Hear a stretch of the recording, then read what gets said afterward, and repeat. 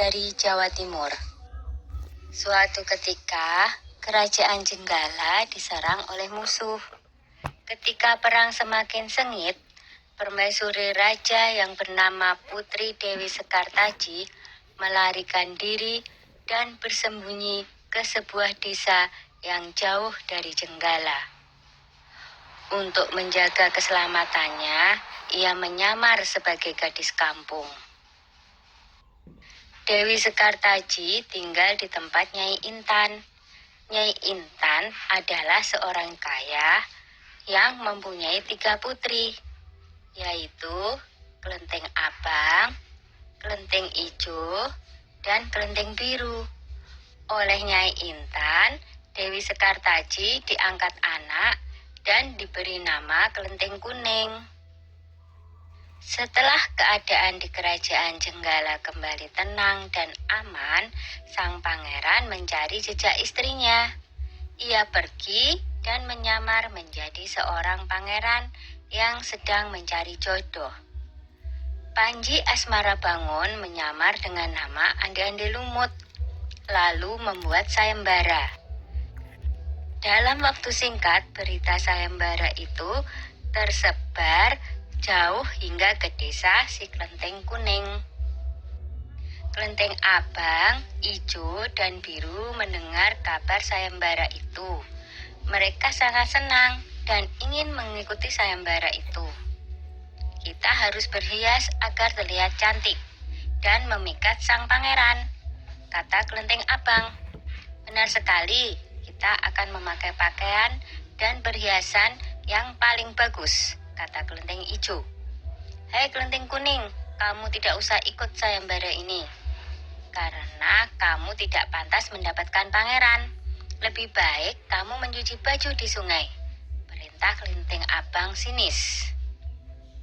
Ketika Kelenteng Kuning sedang mencuci di sungai, tiba-tiba seekor burung bangau datang menghampirinya. Anehnya, burung itu bisa berbicara dan kedua kakinya menggenggam sebuah cambuk. Wahai Tuan Putri, pergilah ke desa Dadapan mengikuti sayembara itu. Di sana, Tuan Putri akan bertemu dengan Panji Asmarabangun. Bawalah cambuk ini, siapa tahu nanti dibutuhkan, ujar sang bangau sambil meletakkan cambuk itu di atas batu. Burung bangau itu lalu terbang ke angkasa dan menghilang sebelum Kelenteng Kuning menjawabnya. Kemudian Kelenteng Kuning kembali ke rumah dan berangkat menuju desa Dadapan. Sementara itu, di tepi sungai Bengawan Solo, ketiga saudara dan ibu angkatnya bingung karena harus menyeberangi sungai, tetapi tidak ada perahu. Bagaimana cara kita menyeberang, Bu? Tanya Kelenteng Ijo dan saudarinya. Lalu mereka melihat seekor kepiting raksasa. Kepiting itu adalah Yuyu Kangkang, utusan Ande-Ande Lumut. Dia diutus menguji para peserta sayembara yang melewati sungai tersebut. Hai kepiting raksasa, maukah kau membantu kami menyeberang sungai? Pinta Kelenteng Abang. Yuyu Kangkang tertawa lebar. Hahaha. Aku akan membantu kalian, tapi ada syaratnya, kata dia. Apapun syaratnya, kami bersedia. Yang penting kami bisa menyeberang, jawab Kelenteng Abang. Kalian harus menciumku, kata Yuyu Kangkang. Dan mereka pun bersedia memenuhi syarat si Yuyu Kangkang. Kelenteng Kuning tiba di pinggir sungai.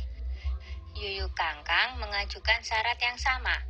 Tetapi Kelenteng Kuning menolak, dia tak ingin mengkhianati suaminya. Berkali-kali Kelenteng Kuning memohon, tetapi Yuyu Kangkang tetap menolak.